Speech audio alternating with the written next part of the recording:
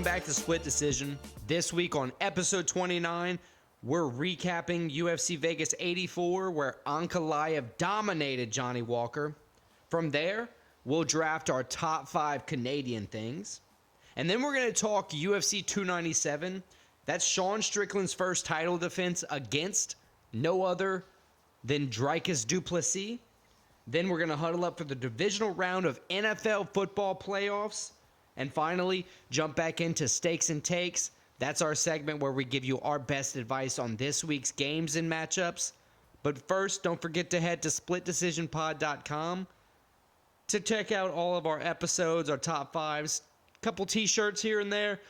Again, that's splitdecisionpod.com. Alrighty, let's go.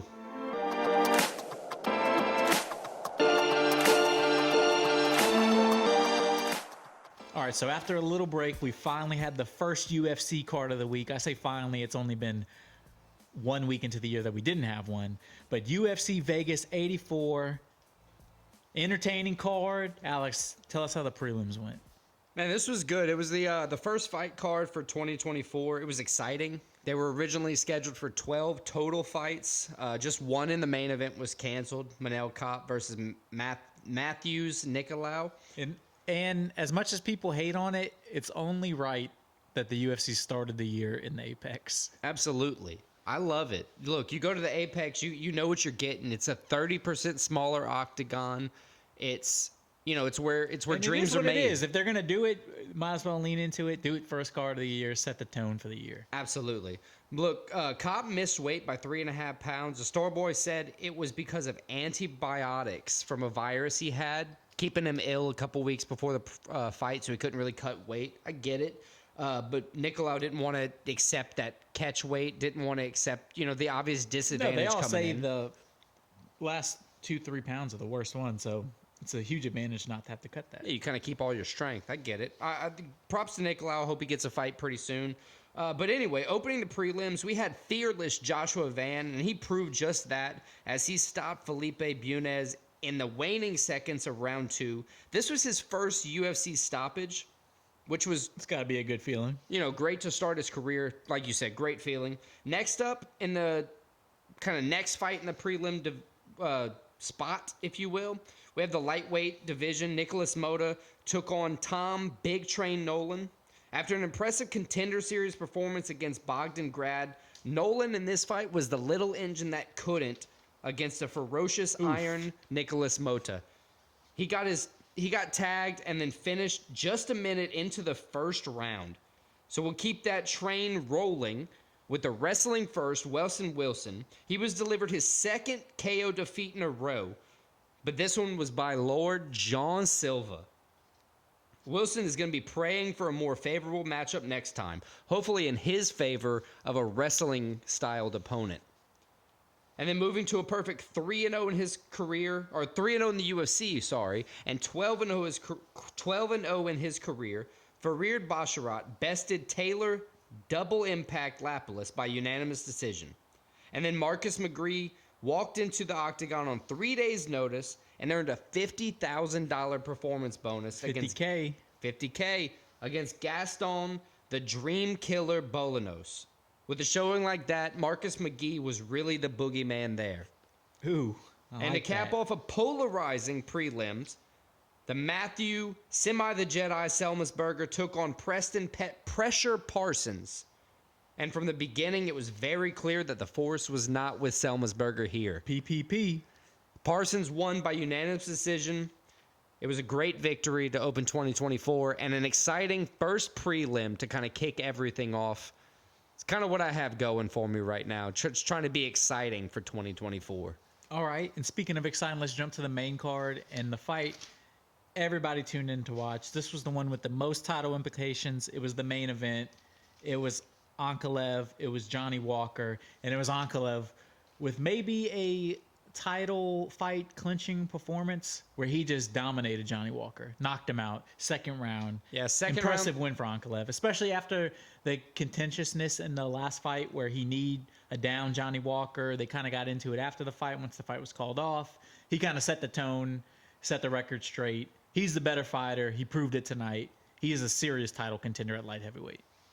I wholeheartedly agree, and it seemed as though Johnny Walker was trying to claim somewhat in the fight that Ankalaev was doing the same thing with the low blow. You know, taking that shot, I don't think it was intentional, but Ankalaev definitely hit him right in the cup.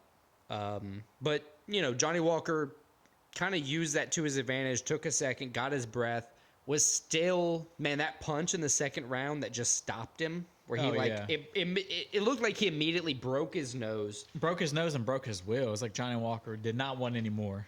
Yeah. This was a rematch to the no contest from, November, I think it was? Yeah, November, October. They had a no contest, illegal knee, like you said. October.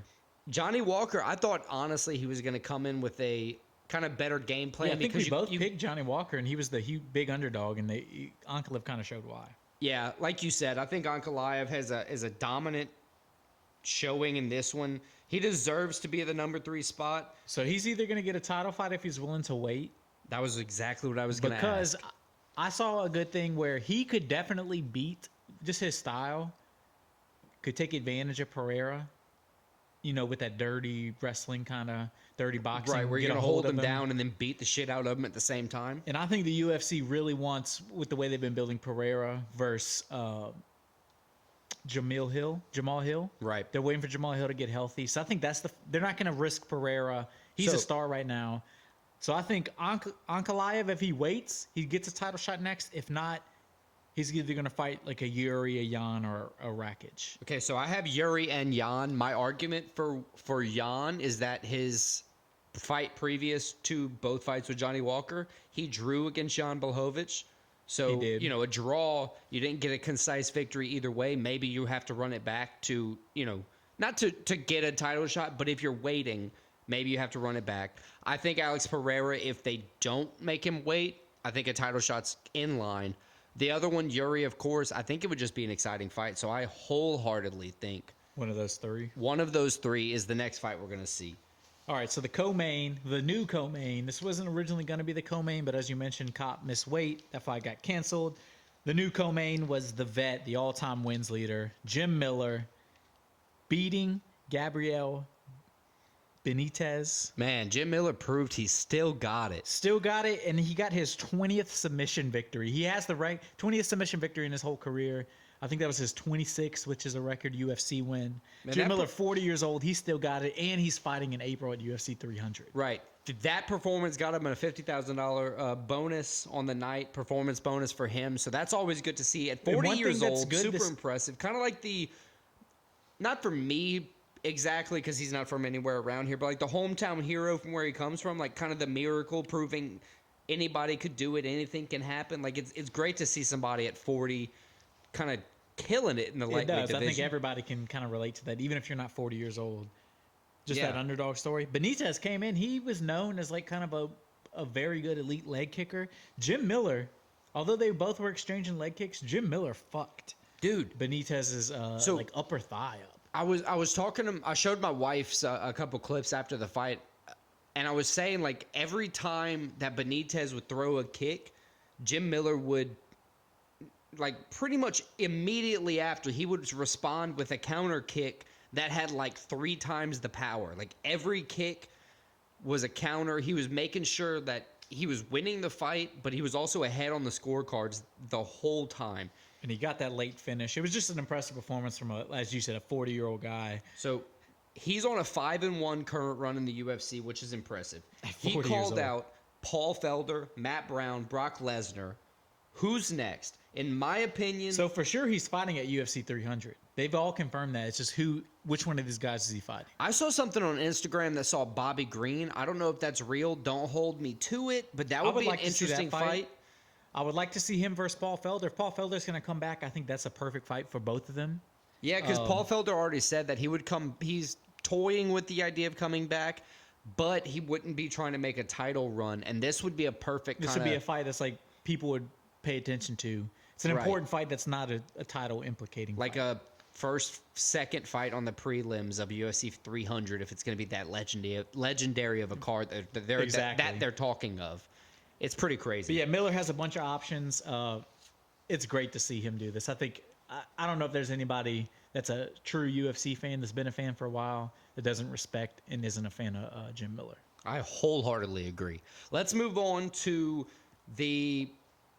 one of the decisions of the main card, Ricky Simón versus Mario Batista. This was 3 rounds. Ricky Simón lost 30-27, 30-27, 29-28. Yeah, see, I had it at 29-28. I think it was a close first round that Ricky won. And then the last 2 rounds, Batista got stronger. Ricky Simón faded. Yeah. I don't want to say faded, but it was obvious. Batista was definitely busier. Momentum going in different directions. I think Batista won the last 2 rounds. Ricky Simón, he got a couple nice takedowns and a couple nice slams, but Batista was able to recover pretty well from that. Yeah, Batista worked very well through the defense of Simón. Defense, that's really an understatement because, like, in a unanimous decision fight, like you said, it was more of a 28-9-28 fight, in my opinion, as well.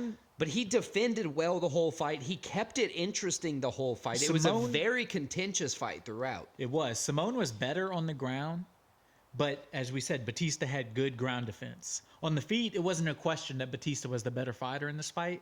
And that's why I think, as you said, 29-28 perfectly captures how this fight went. Right. And Batista the rightful winner. Now, with this, you kind of flip, in my opinion. You give Batista the top 15 bantamweight spot. I like who he called out, Rob Font. Right, Rob Font. We can see Rob Font, Jonathan Martinez, Dominic Cruz. What do you think of those? Do you think he gets Rob Font? Do you think he has to wait for a little bit better, not a better opponent than Rob Font, obviously not many better than Rob Font, but do you have to kind of walk your ground up, or does he get to jump as high as he's going to be ranked after this win.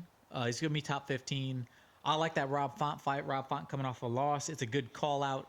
It's just high enough where it's not out of the reach as a guy just moving into the rankings. I would love to see Batista, Rob Font. Okay. Yeah, I would also love to see that. I hope it happens. If not, any option. I think with his most recent performance, I'm excited to see him pretty much any time he fights next. All right, next fight. This one, this was a surprising one. Was it surprising though? Surprising how it happened. I didn't expect it to go down like this. With Phil Hawes, I think this is 3 or 4 fights in a row. He's been finishing the first round, and Bruno Ferreira knocks him out in the first round, and it was right at the end of the first round. Yeah, like 5 seconds left. And what's the scarier part is it doesn't look like Bruno Ferreira really tagged him that well. He looks like he touched his chin and wobbled Phil Hawes. Phil Hawes on the ground. Then, of course, once he gets the hammer shots when he's on the ground, he's out. But, man, Phil Hawes, his chin might be completely gone now. That's what it seemed to me. It seemed as though, like, in the initial, like, kind of slew, if you will, it looked like the knee might have tagged him, but it didn't. It was like a clip from it's like he blew punch on his chin. Right, and the dude just went out like a few seconds later. Not went out, he went wobbly. And then Ferreira he tasted blood and attacked. It was a great performance from Ferreira. It was good way to rebound. He lost his first fight last he called fight out in the first round. Shara Bullet, though. That to me, that's the fight to make. Do you know Shara Bullet, the one I'm talking about? Yes. He's his name's, it might be Magomed, or, man, it's one of those Muslim He's guys. blind. He looks blind in one eye. Yes, the redheaded yes. one. Yeah. Him. That would be a killer fight. I have And him I think on the Bruno list. Ferreira is a dog. Brad Tavares, Jung Young Park, or Roman Kopylov are the only other options I could really see. He promised Bruno Ferreira to fight 3 more times in 2024. He wants to fight once per quarter. Hey, if he finishes guys in the first round, yeah. I was impressed with him at the end of 2023. He had 1 loss, 1 win in 2023 that I saw, like personally saw. He's 1-1 in the UFC, 1-1. And I'm impressed with this last camp he had. I think he's got what it takes moving forward. I don't think Phil Hawes. This is Bruno Ferreira's sixth fight in a row to end in the first round. He's 5-1 in that. This Monster. is Phil Hawes' 3rd in a row. Third in a row. Oof. Real tough. No All right. hype. The hype is gone. Let's cap off Hey, I like that. No hype, the hype's gone. I like it. I like it. I like exactly. His nickname's actually right. it. Yeah, Phil, no hype Hawes. Yeah, there's All no right. hype around him. Let's move on to the main card opener. Andre the Pitbull Arlovsky, who surprised everybody by taking it to decision against Waldo Arlovsky. Salsa Boy Cortez Acosta. Arlovsky, he's a vet. He makes you really appreciate Jim Miller's run right now, because Arlovsky, he seems like he's kind of Once a champ. But he's struggled in his last few ones. And as you said, it was good that it's never good when everybody's like, good job taking it to the distance, man. Right. So, That tells you what happened in the fight. So for heavyweights, they stay pretty active pretty often. Acosta really made Arlovsky, I think, frustrated more than anything. Acosta didn't really do a whole bunch to cause damage, but he was definitely swinging. Arlovsky just got out of the way. He's an older vet. He sees a punch coming. You got to be faster than that to hit him and to tag him to do serious damage. Who do you think is next?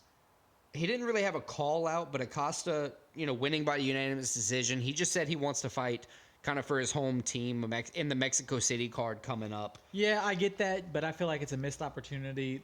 If you're a guy like this, you need to call somebody out. At least try to make some kind of call out that gets people talking. So if I'm calling somebody out in his position, I'm talking somebody like Rodrigo Nascimento, Don'Tale Mayes, or Kamaru Usman's brother, Muhammad Usman. I would take any one of those would be good three fights fights for him. He just needs to, as you said, heavyweights stay active generally. He needs to stay active. Right. He needs to get going. He needs to make a name for himself.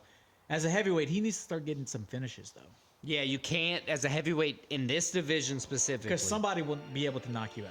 Everybody at the top will be able to knock you out. Yeah, exactly. Or submit you. Exactly. I wholeheartedly agree. So he has some work to do, but I think he's probably a fight or two away from maybe a ranked opponent.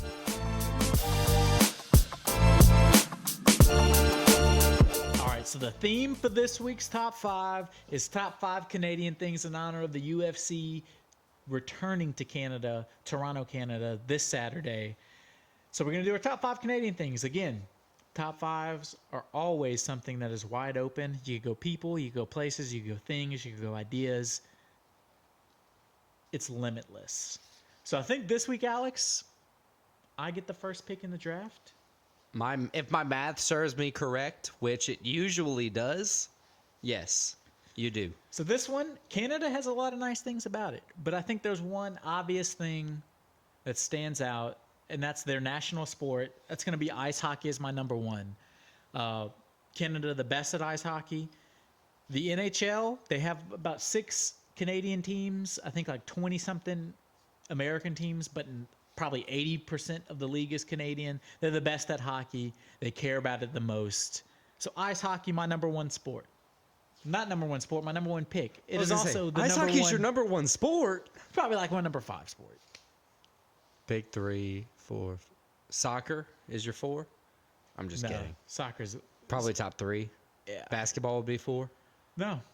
Oh, but man, okay. Let's pin that because we probably need to do top 5 sports. Basketball's not in my top 5. Not a draft though, because we just need to know opinions. Yeah. Anyway, that's a good pick. Ice hockey's a solid pick. I like that. That's the only sport that I can think of that's more Canadian. Like, has more Canadian teams than American teams. Well, right? it doesn't. You didn't hear what I just said. What'd you say? So it has 6 Canadian teams, about 20-something American teams, but about 80% of the league is Canadian. Oh yeah, that's what I was thinking of. The players, yes. Right. I like that. Ice hockey. So ice hockey, my number 1. So what's your 2 and 3? Man. All right, so my number 1, which is the second pick. I said 2 and 3. What's your 1 and 2? Right. The second and third pick overall. I'm going to go with... Man, this is hard. This is hard. Is it hard? I'm going to go with Georges St. Pierre as my number 1. Oh, so you went UFC. Famous Canadian. I never go UFC with the top 5s. This time I'm going to do it because I think he's a staple in the community of UFC, number 1, but he's also just a great guy. Like, he's a good person, generally. I like GSP. I didn't actually have him on my list, surprisingly. I didn't have any UFC on my list, but I love that pick, GSP. Georges St. Pierre is a great guy. He's... I found out he was Canadian, searching this list. So that Oh, you didn't know that?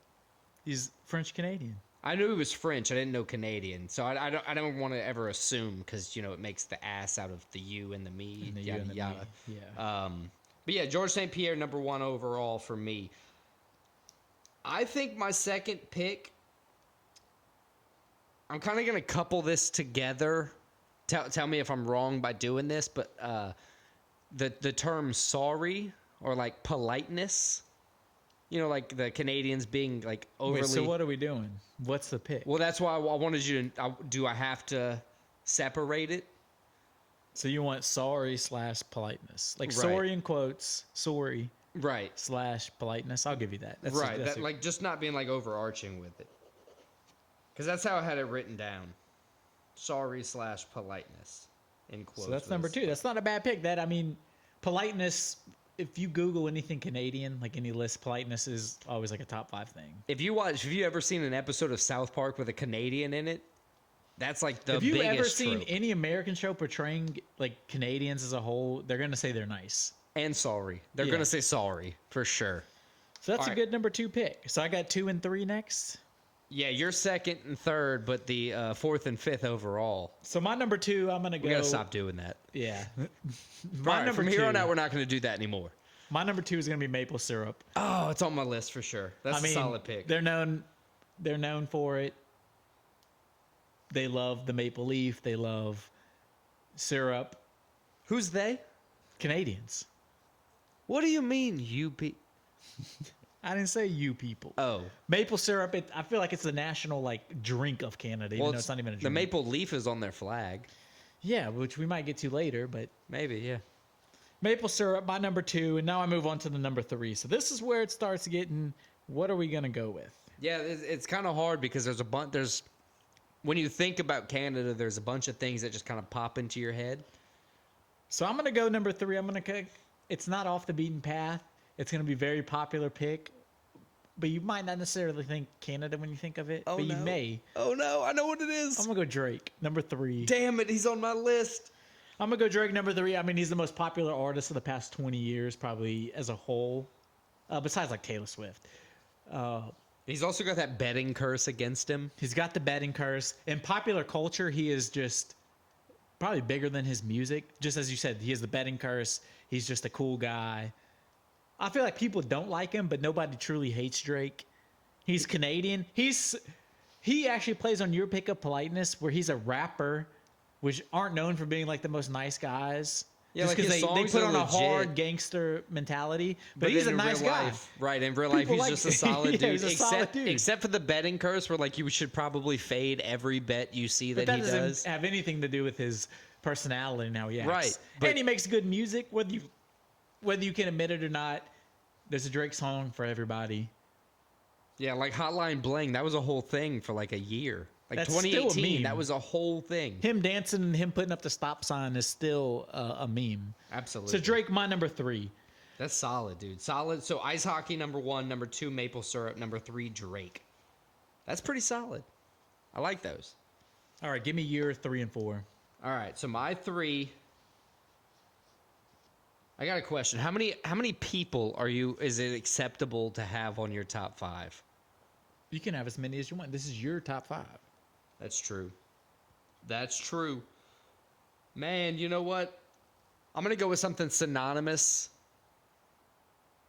to Canada as my number 3. I'm going to go with the maple leaf. That's a good pick. That's close to my pick. It's up there. It doesn't take the flame out of your maple syrup at all, but it's definitely, when you think about Canada, you think about the flag. There's a maple leaf there. It's synonymous with Canada. Maple leaf is a very solid Canada thing. My 4th pick, man, this one's where kind of like the going gets tough and the tough get going, if you will, or if you a. My 4th pick has got to be Ryan Reynolds. Oh, I had him on my list. He's probably one of my favorite actors. He's got solid comedic range. He's in like rom-coms. He's in superhero stuff. He's in good superhero stuff and bad. And he makes fun of it openly. Like, he's not one of those guys that's like lying about the things that he was in. If it was a shit movie, he said, "Oh, it was a shit movie." He'll make fun of it in Deadpool if it's a shit movie. Right. Solid movies. He's, solid guy. Wife's hot. Blake Lively, shout out. Yeah, Ryan Reynolds is my 4th overall. Just a solid dude. Free Guy's a solid movie too. You saw that movie? I saw the one with him, Gal Gadot, and The Rock, and it was good. Red Notice? Yes. Yeah, that was a good movie too. See, like, anything he's in is surprisingly good. Waiting, throwback to like that old restaurant movie. Solid movie. That was a good movie. That Two was guys, a girl, on a pizza place. That was the first time I ever saw him. Yeah. A sitcom. Adventureland. Him and like Jesse Eisenberg. Great movie at an amusement park. Awesome. Just anything he's in, pretty much solid movie. Yeah, it's not a bad pick. He's a very good Canadian. What is your 4th? And then followed by 4th, what is your 5th and final pick? So my 4th one, this is a broad category. It's actually a category that I'm picking for my number 4. Your 4 is a category. It's Canadian wildlife. They got bears. They got moose. They got crazy plants. The variety of wildlife? The variety of wildlife. Okay. And how cool it is, how fierce it is. They got salmon. They got bears. I'm sure they have some badass eagles and birds. Canadian wildlife. Half the country, or I think 80% of the country lives in cities right next to the U.S. border. The rest of 99% of the country is just crazy terrain and wildlife. That was one of the things I almost put on my list was how spread out everything is. But the more I thought of it, the less of a top 5 thing. It's more of a bottom 5 thing. Well, it depends. I'm sure there's pros and cons. To me personally, being far away from everything would be terrifying if your car breaks down or but most of them aren't far away. Most of them are in the big cities, right, all close to each other. Right, but I was thinking in terms of being in the remote areas. So yeah, my number 4 wildlife. I mean, bears. I like the wildlife in Canada. The moose and the bears are salmon. Stand out. Yeah, definitely. And then my number 5, you went with a phrase earlier. Oh, sorry. Fuck, I knew my number 5 is gonna be A. I knew it was gonna be A. That's as Canadian as sorry. I mean, that's as American as cheeseburgers. A. If you're trying to do a Canadian impression and you just Canada, A. Yeah, you just hang the A on it, it sounds more Canada. And everybody knows what you're going for, and everybody knows exactly what you're talking about. Yeah, no, I agree. That's a very solid 5th pick. That is. So what's your 5? Man, I'm looking at the list and there's things I want to say, but I don't want to say them because then it's you just hit me with an A for your 5th pick. So it's that's a solid fit. We're not going weak sauce here.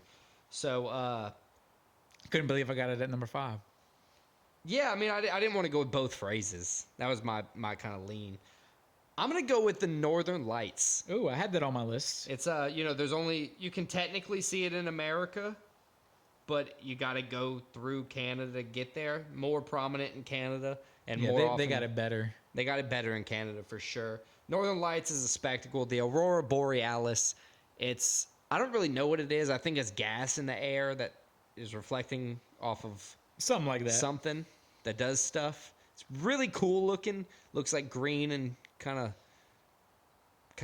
hazy in the air. It's pretty cool. Looks like aliens. But yeah, let's recap these top 5 for each of us. Give me some, and then after that, let's throw out a couple honorable mentions. Okay, that's a good. I was about to say, give me some honorable mentions, but I'll go through the top 5 first. Number 1, ice hockey. Number 2, maple syrup. Number 3, Drake. Number 4, Canadian wildlife. 5, A. Number 5A. I thought it sounded like a bullet point, like you were doing an outline for a second. I had to kind of flash back to English in high school. My number 1 is George St. Pierre, GSP. All the UFC fans should be shouting out there. Number 2 is going to be sorry, or politeness in general, but definitely the term sorry. 3, maple leaves, or leaves, maple leaf. Canada is synonymous with that. Canada. There you go. I was trying to say that. Ryan Reynolds is my number 4. And number 5 is the Aurora Borealis, the Northern Lights. So I had a couple good honorable mentions. You got people? What kind of people you got in honorable mentions? People, I don't think I have another person honorable mention. I got Jim Carrey and Wayne Gretzky. Oh, I did have Wayne Gretzky. I'm sorry. I had Trailer Park Boys. Ooh, I forgot about them. Solid show. I had Ice Road Truckers. Also, another solid show. I had The Flag, just in general, the Canadian flag. The concept of the instant replay came from a director in Canada. Crown Royal. And IMAX. Crown Royal. I thought of a Canadian whiskey, but I'm not a big whiskey The guy. Canadian Tuxedo. That's a jean. This is just full jeans. I wear that often, I have to say. Rush, the band. Niagara Falls. Niagara Falls. Two Rush languages. Rush the band is Canadian. Oh, yeah, they're super Canadian. Nice. Good for them. Trailer Park Boys, that's why they're obsessed with them. Poutine. Poutine, I saw that. So the Toronto Raptors. I just felt like I had to kind of point them out. The French and Indian War. Oof. Universal Healthcare. I mean, honestly, that's pretty solid. Yeah, but that's not even Canadian. That's just not American. Right, More but than they it is have Canadian. it. So it's Canadian to me. Oh, It's not Cajuns. American. Cajuns, where we're from, the Acadians are from Canada. One that hits kind of close to home for me and you, Blue Labatt. Blue Labatt, good Put that good on beer. there. That's my whole. Then I had each of the big. I had Toronto, Montreal, Vancouver. Yeah, I Those are didn't cool want to go with cities. those because like, if I was gonna go with the city as my top 5 and I haven't been there, weak. True, but there we go. There's our top 5 Canadian things. Let us know what you think.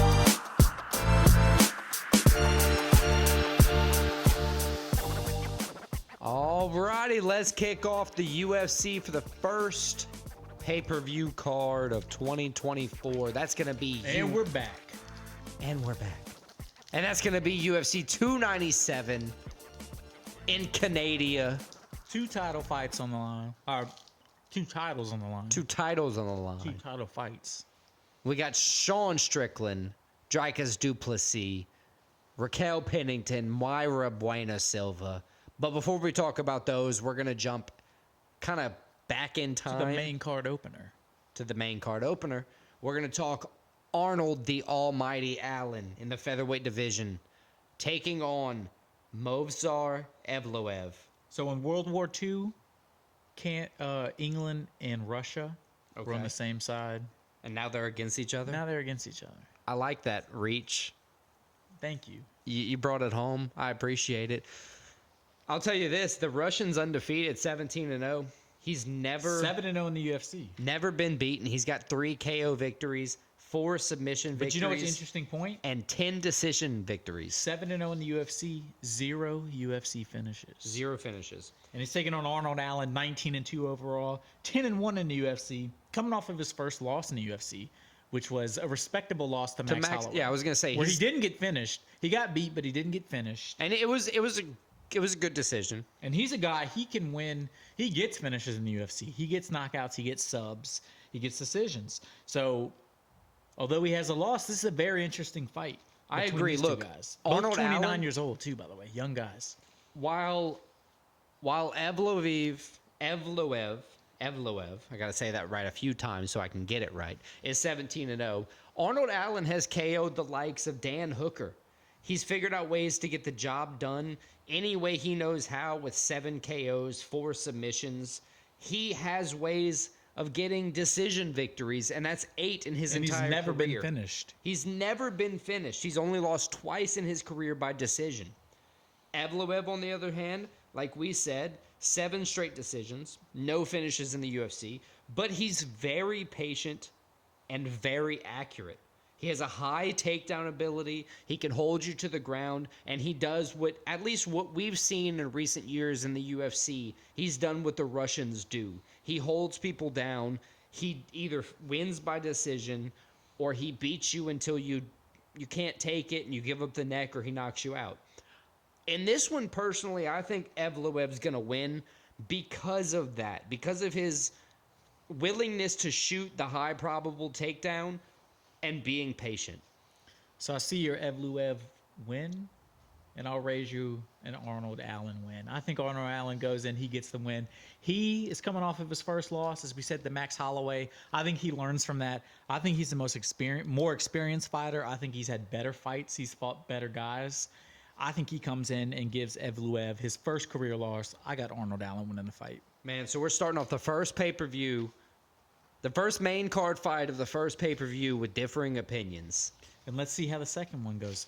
Next, we have the Canadian, one of the home. I don't know if he's from Toronto, but he's a home country guy. The crowd's going to be around behind him. Marc-Andre, how do you say his last name? I always trouble with these French last names. Barrio, taking on the American Chris, the Action Man Curtis, teammate of the champ in main event guy, Sean Strickland. How do you see this fight going? Yeah, this is going to be a good middleweight fight. Chris Curtis is coming off a no contest with a loss before that. He doesn't look for takedowns. He tries to look for his power. He's a power guy. Power to finish the shots. This is a good one for me because this is a power versus power matchup. Barrio's on a 2-0 streak. I know that's not, a whole lot, but it's tough in the UFC. Barrio started, he's 5-1 currently in the UFC, but he started 0-3. Right. So after that start, he's really turned his career around. Yeah, I agree. I'm a fan of Barrio. I'm a fan of Chris Curtis.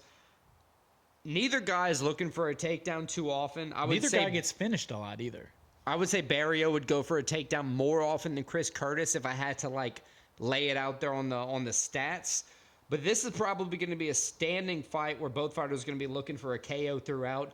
I'm leaning on the action man, Chris Curtis, to use his power and his 17 KO victory past, in his career to get the job done over Barrio. I know Barrio is somewhat of a KO artist himself, but I think Chris Curtis is kind of due for a good win. So this is two we're different on. I think Barrio goes in. I think he finishes Chris Curtis. I think Chris Curtis is a guy who's 4-2-1 in the UFC, only won 2 out of his last 5 fights. As we said, Barrio, 2 wins in a row, started 0-3, he's kind of turned his UFC career around. I think it's momentum going opposite directions. I got the home country man, I got Barrio winning the fight. That's interesting. Look, with odds like that, minus 170 for Curtis and plus 140 for Barrio, I could honestly see it going either way. I think Curtis has more clean power. All right, so let's move on to the third fight of the main card. It's Neil the Haitian Sensation Magny taking on another Canadian, Mark Proper Malott. Magny coming off I would say, as a UFC vet, a guy that's been in the UFC since 2013, it was an embarrassing loss where Ian Gary kind of just dog walked him. Yeah, and I know you're not a fan of Ian Gary. I'm not a fan, but you have to admit he just went out there and beat the shit out of him. I was gonna say, as men, you gotta kind of say what the fight is. If it's a shit fight, it's a shit fight. Neil Magny did not have a good performance against Ian Gary, and Ian Gary just kind of toyed with him, to win that fight. And he's taking on a guy in Malott that is 10-1 overall, 3-0 in the UFC. 3-0 with 3 UFC finishes, too. He has a ghillie, he has an arm triangle, he has a TKO, so he can do it anyway against Neil Magny. He's going to have the home crowd behind him. Malott, he's 10-1. He also has a draw. The draw is the only fight he's ever had to go to the scorecard. The other 11 fights, the one where he has 10 wins, 1 loss, all either KOs or subs. So he's a guy, he brings the action. So check this. I looked it up in a different way than you did. I looked it up as Malo hasn't had a loss since 2014. He's 6-0-1 in that time. Perfect 3-0 in the UFC. While he hasn't been too active, he's been in there when it's kind of needed to be to get the job done. I think he's a good striker and also an adept wrestler. I think he has what it takes to get the job done, but maybe ring rust has a little bit of wear on him with a more active Neil Magny. I think Mike Proper Malo wins just by, being an overall better fighter. I got Malo too, but the ring rust, he only fought 2 months. Neil Magny fought in August, he fought in June, so it's like. I'm just saying. But it is a step up, a big step up in talent that Malo's fighting Magny. Magny's better than the other guys Malo's beat, but I agree with you though. I think Malott, however you say his name. I think the Canadian goes in proper. He gets the dub. He gets the crowd going. He gets his 11th UFC win, and I think he might get a finish.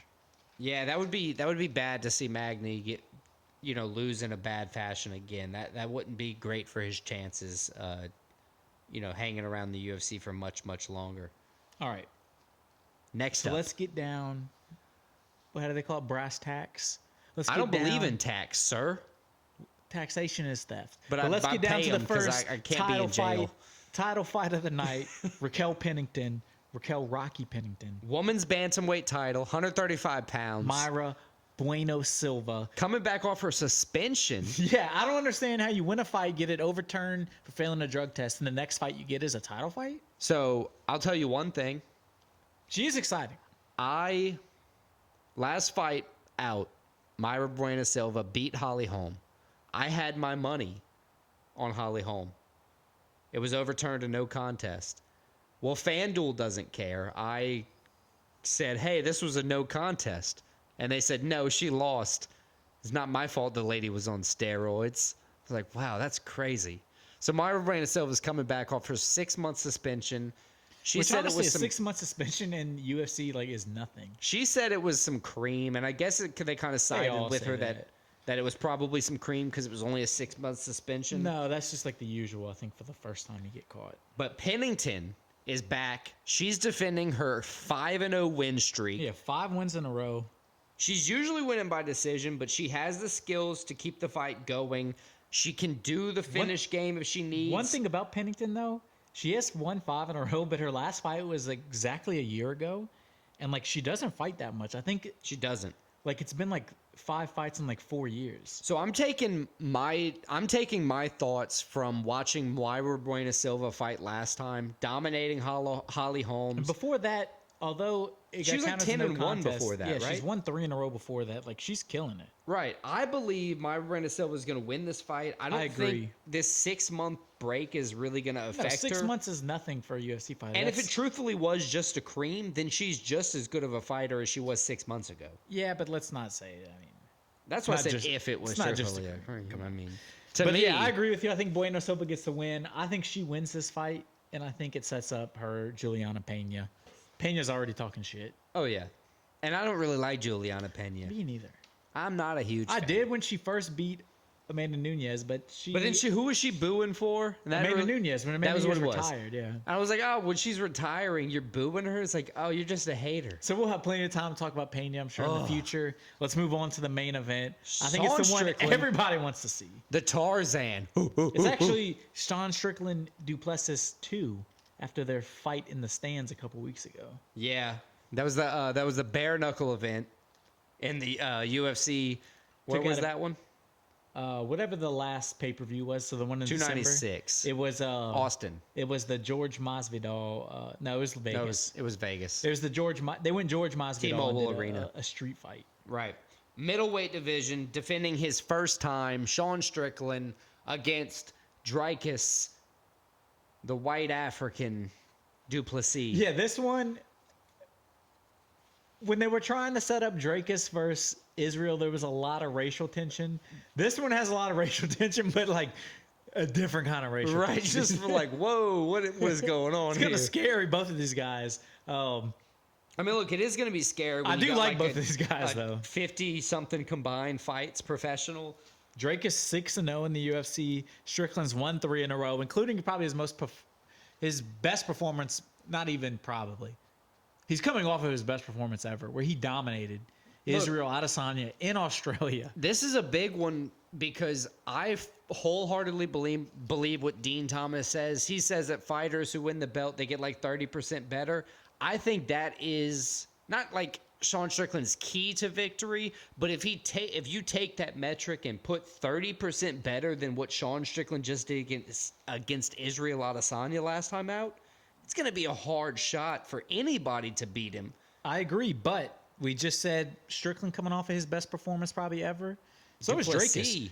Dracus beat the shit out of Robert Whittaker, which something you I would like to go back. You could have picked Dracus. I would like to go but back and say that I thought- did pick Dracus. Nobody thought he would school Robert like that. I didn't think it was going to be like that, but I did think Dracus was going to win. And then after he beat Whittaker, him and Adesanya had the most awkward in-ring There was a bunch of racial slurs. There's that basketball player, or the high school football player, I should say, with the kind of crazy name that I'm still not going to say.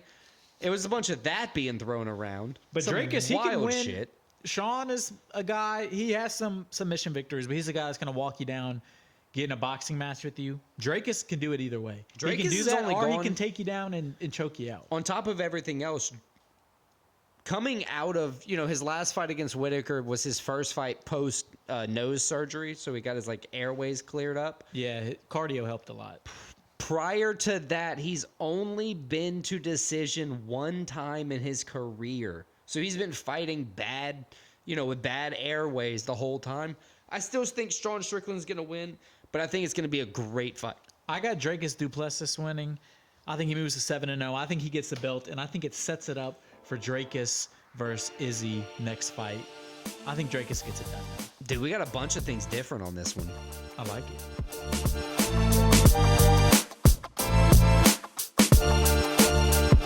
Here we go. Sit. Hut. All right. Divisional round, NFL playoffs. 8 teams left. These are the best 8 teams in the NFL, whether you like it or not. One of these 8 teams is going to be Super Bowl champs.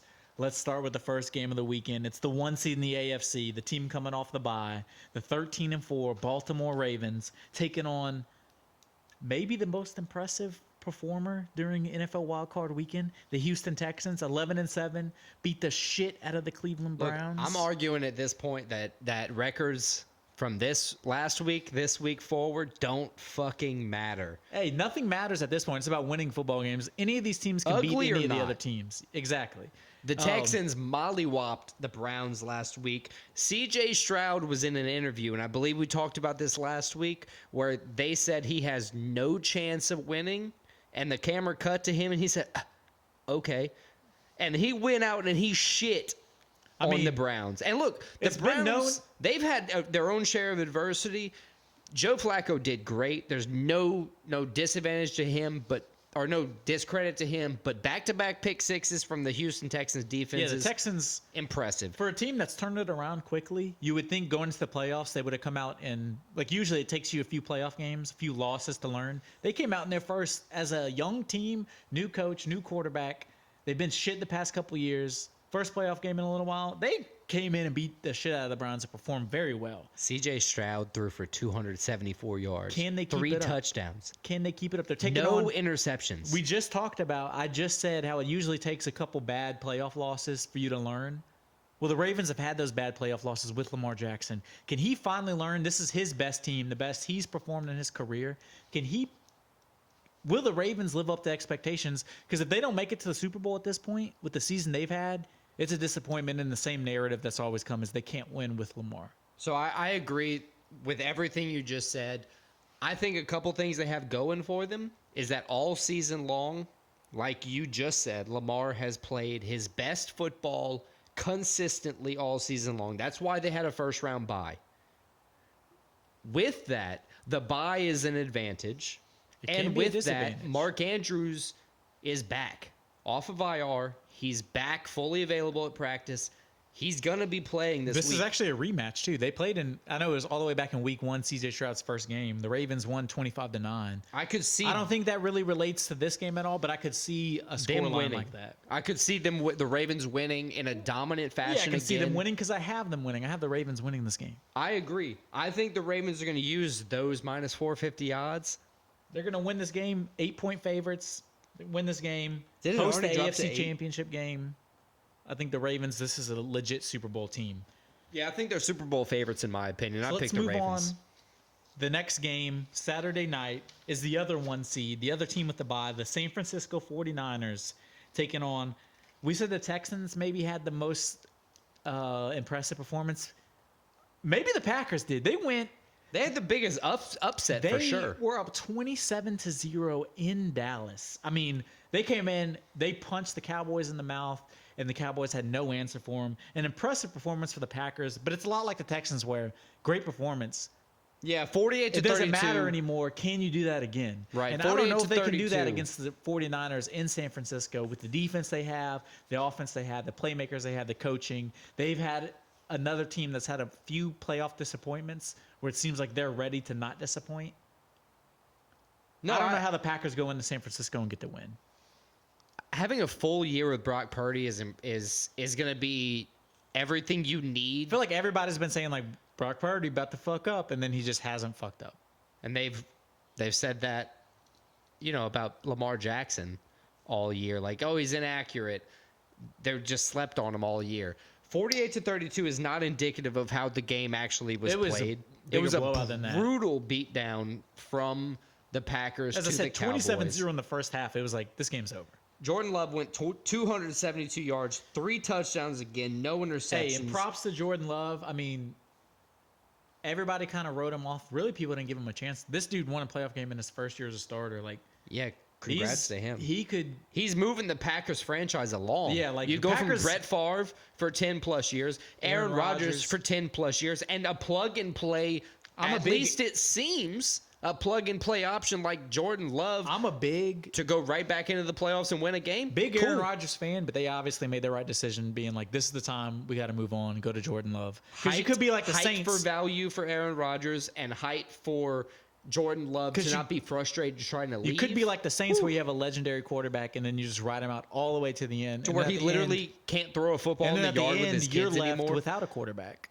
Ever again. So it's like, dun, dun, dun. So Packers made the right decision, but I think 49ers, they're not there yet. I think the 49ers go in. I think the 49ers kind of dominate this game and get the win. So the 49ers rested a bunch of their starters before the bye.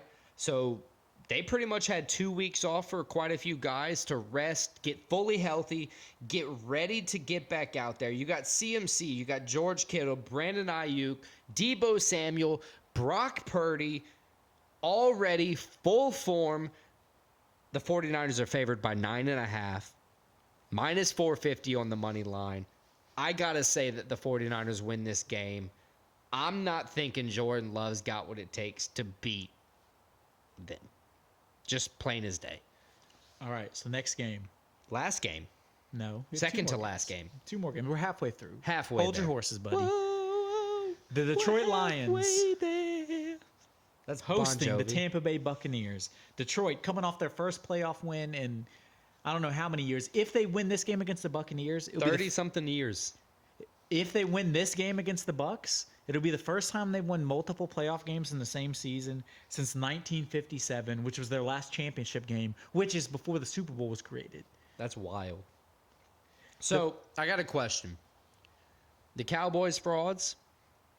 Cowboys are officially frauds, yes. The Eagles frauds? The Eagles are officially frauds. All right, so like their whole division's just frauds? Because the Tommy DeVito thing, fraud alert. Yeah, I mean, the Commanders were never anything.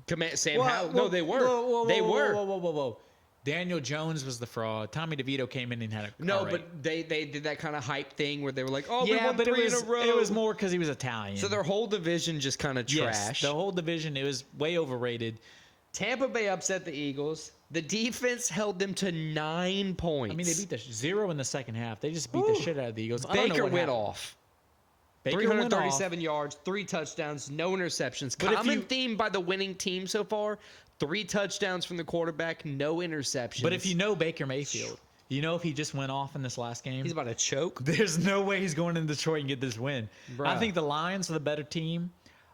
They've kind of been motivated Lions. They've kind of been inconsistent, but if they get this win, I mean, they're 14-5. They're in the NFC Championship game. I mean, the Lions, Dan Campbell, Coach of the Year. Think about this. I think the Lions at home beat the Bucs. You had Jared Goff managing the game very well. And that was against your old quarterback, too, so that was a huge win. That was what they're highly motivated right now. They're riding on a high that we can't even experience. And if they win that, they're literally a game away from the Super Bowl.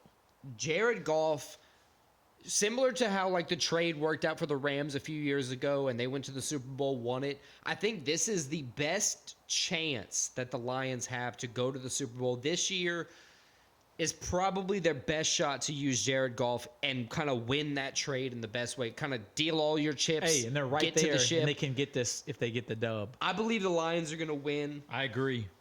They played week 6. With how well Jared Goff has managed the game and managed the team all season, that's why they gave him the game ball with him, only throwing 1 touchdown, 220-something yards. That's why he got the game ball, is because he didn't fuck it up. He managed the game well. He did what he needed to do. And when he needed to complete a pass for them to win by 1 point at the end of the game, he did. This is a rematch week 6.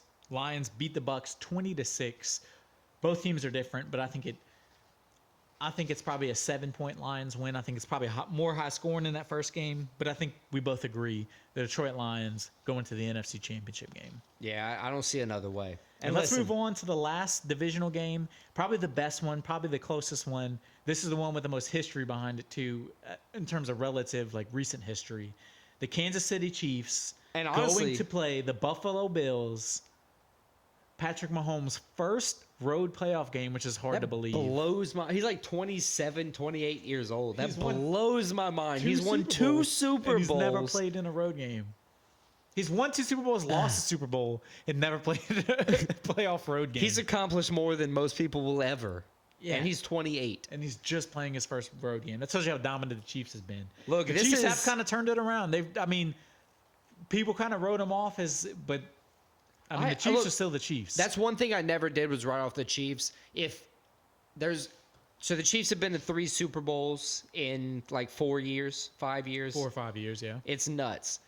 But one thing that they've done more important than anything else, for the majority of it, they've kept the team together. They got rid of Tyreek Hill. You say they kept the team. There's like 2 players they've kept throughout that whole time. Those have obviously been the most important. Yeah, but that's not keeping the team. That's just keeping a couple players. Key players. They've gotten rid of players. Key superstars. Well, it all comes. Patrick Mahomes You can has- only say Patrick Mahomes because as good as Travis Kelce is, if they get rid of Patrick Mahomes, that Travis But Kelce is irrelevant. this year we're different. We're backed by Swiftie Nation. Which tells me that's why he's playing in his first road game is because the pressure of Swiftie Nation, and that pressure is going to get to the Chiefs this weekend. You think Brittany's going to be pissed if they lose because she's going to lose a friend? Because after this season, Travis Kelce's going to retire too with his brother, and they're No, just I going to think ride Travis- off into the sunset I think with their Travis podcast. might come back as hot as the Chiefs are right now. If they the lose, Bills, is he coming back, or if they win, is he retiring? I think it's more likely if they won, he would retire. Okay, Chiefs. I will say this: Bills about are the Chiefs. Bills are the hottest team in the NFL right now, though. I want the Bills to win, but I feel as though they're going to choke. I think the Bills because- get over the playoff hump that they've been on. I think they beat the Chiefs. I got Buffalo winning. They won Week 14. It was the close game. Remember, it was the game Patrick Yeah. Mahomes freaked like 2 out. interceptions. Well, no, he freaked out because they called that offsides on Kadarius Toney. He Yeah, I get it. was like, bullshit. Kermit the Frog. But Look, I'll say I got the this. Bills winning in Buffalo, going to the AFC Championship game. This is a toss-up on the odds. Plus 120 for the Chiefs, minus like 140, Yeah, by 150. far the closest odds of the divisional round. And probably the most anticipated, most exciting playoff matchup so far. Yeah, it's definitely the one with the most hype coming in. I have the Chiefs because the Chiefs are comfortable in the playoffs. They've done this before. Not on the road, though, brother. They've never done it In on the Buffalo. road.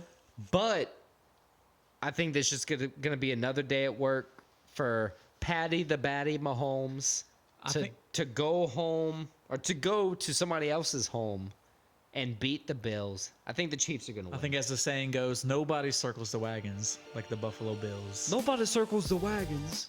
I got the Bills winning. I wish there was a white table. I'd put you through.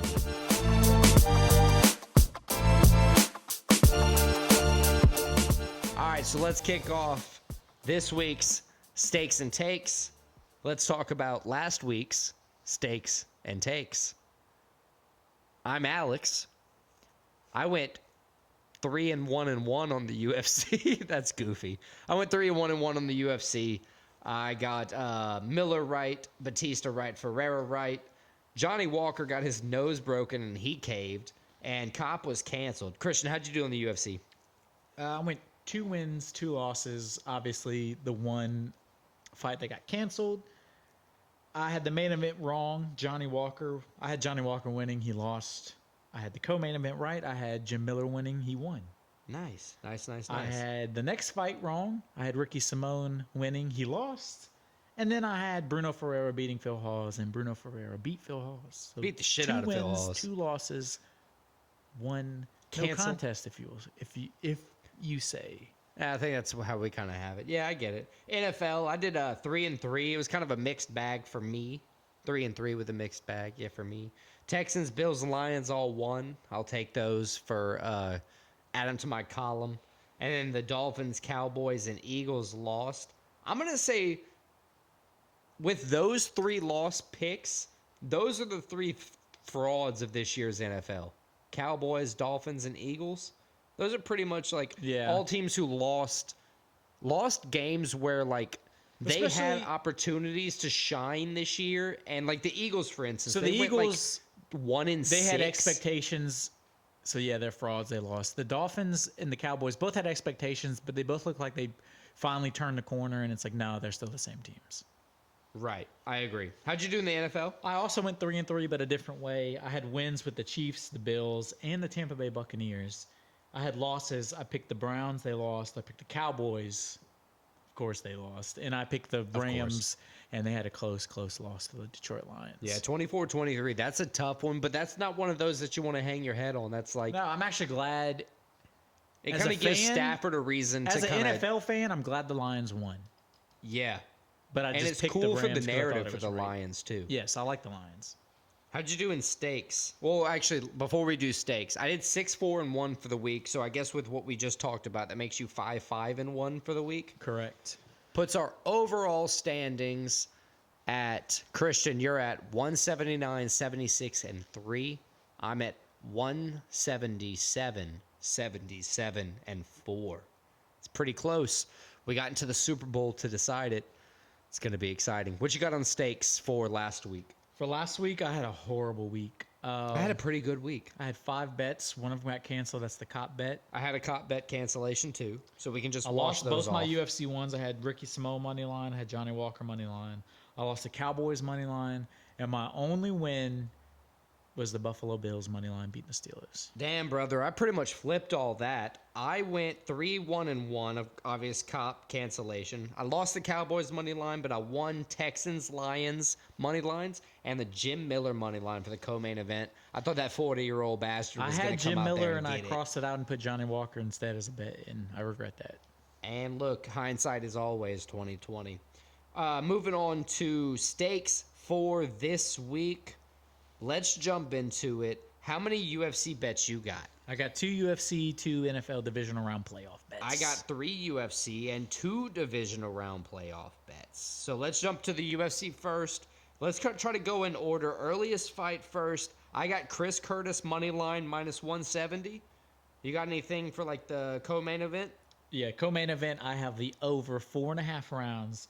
Raquel Pennington, Myra Bueno Silva. Over Nice. 4.5 I rounds. have Myra Bueno Silva money line on that one at minus 175. And while the odds aren't really out for the method of victory or the over or under yet, those are probably going to be like a over total rounds. What do you think? Like 3.5, 4.5? I think it's going to be 4.5 and like minus 200 or something, 250, hopefully. Cool. And then I got Sean Strickland defending his belt, money line minus 130. Oh, I got DDP, Dracus Duplessis, still knocks, plus 115 money line. Oh, so we're different on that one, but we're kind of just playing together for the rest. And NFL, what you got for the first one? I got 3 NFL bets. Are we going to go in order of the games? I don't know the order anymore, to be quite honest. So I'm going to go with you. Ravens money line, minus 380. 49ers money line, minus 450. And the Buffalo Bills, minus 160. I got the Lions money line minus 275 with the Chiefs going to the Bills in full playoff form, plus 120. Patrick Mahomes winning his first road playoff game of his career. What do you have for upsets of this week? So my one upset of the week is a UFC upset. It's Arnold Allen, plus 170, getting a win over Mavsar Ivolev? Yeah, Evloev, something like that. Russian Muslim. Russian Muslim guy. Yeah. Arnold Allen, Englishman. Let's go. Russia versus English. I get it. My upset is going to be the Kansas City Chiefs money line plus 120 over the Bills. I think they, like I said just a second ago, they're going to be in full playoff fashion, primed and ready to go, ready to upset the Bills on their first away game.